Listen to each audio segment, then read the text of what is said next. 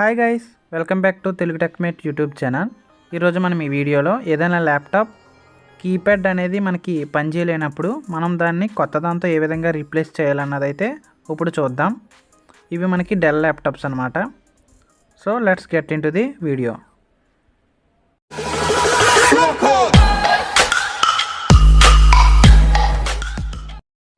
ముందుగా మనం కీప్యాడ్ పోయిందని ఎలా తెలుసుకోవాలంటే, మనం ఏదైనా ప్రెస్ చేస్తున్నప్పుడు మనకు అవుట్పుట్ అనేది రెస్పాన్స్ అనేది రాదు.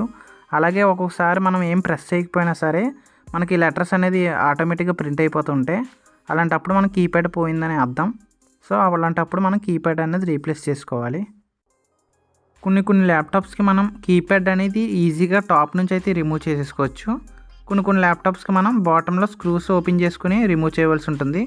కానీ ఈ వీడియోలో టాప్ సైడ్ నుంచి ఈజీగా వచ్చే కీప్యాడ్స్ని ఏ విధంగా రీప్లేస్ చేయాలన్నది అయితే ఇప్పుడు చూద్దాం.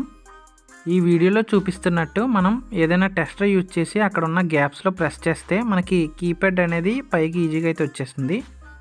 ఈ విధంగా మొత్తం మనం కీప్యాడ్ అనేది రిమూవ్ చేసుకోవాలి. ఇప్పుడు మనకి టాప్ సైడ్ అయితే రిమూవ్ అయింది కదా, ఇప్పుడు మనం పైకి పుష్ చేస్తే చాలు మనకి కింద కూడా రిమూవ్ అయిపోతుంది. ఇది మనకు ఓపెన్ చేయగానే కింద కీప్యాడ్ కనెక్టర్ అయితే ఒకటి ఉంటుంది. ఇక్కడ చూస్తే ఒక బ్లాక్ కలర్లో క్లిప్ అయితే కనిపిస్తుంది. ఆ క్లిప్ అనేది మనం ఏదైనా టెస్ట్ యూజ్ చేసి పైకి లిఫ్ట్ చేసుకోవాలి. లిఫ్ట్ చేసుకుంటే మనకి స్ట్రిప్ అనేది బయటికి ఈజీగా అయితే రిమూవ్ అవుతుంది. ఇప్పుడు మనం సేమ్ ఇదే పొజిషన్లో కొత్త కీప్యాడ్ కనెక్టర్ని అయితే మనం ఇన్సర్ట్ చేద్దాం.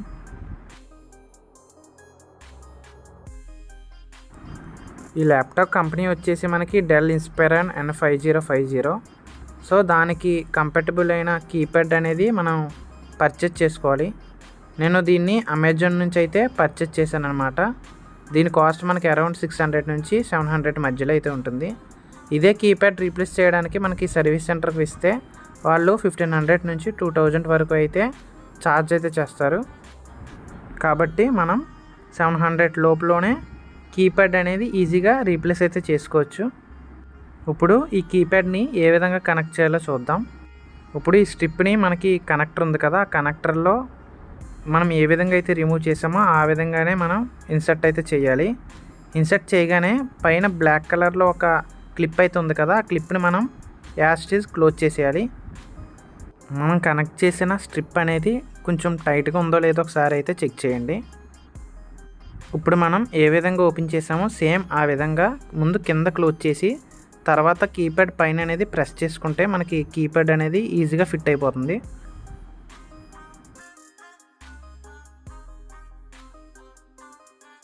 ఇప్పుడు ఒకసారి టర్న్ ఆన్ చేసి మనకి కీప్యాడ్ అనేది వర్క్ అవుతుందో లేదో చెక్ చేద్దాం. చూస్తున్నారు కదా, మనకి కీప్యాడ్ అయితే వర్క్ చేస్తుంది. చూస్తున్నారు కదా, మీరు కూడా టాప్ సైడ్ నుంచి రిమూవ్ చేసుకోగలిగిన కీప్యాడ్స్ని ఏమైనా పోతే వాటిని మీరు కూడా ఈ విధంగా రీప్లేస్ అయితే చేసుకోవచ్చు. అంతే గైస్, ఈ వీడియో నచ్చితే లైక్ చేయండి. ఛానల్కి ఇంకా సబ్స్క్రైబ్ అవ్వకపోతే సబ్స్క్రైబ్ అవ్వండి. Thank you friends, thanks for watching.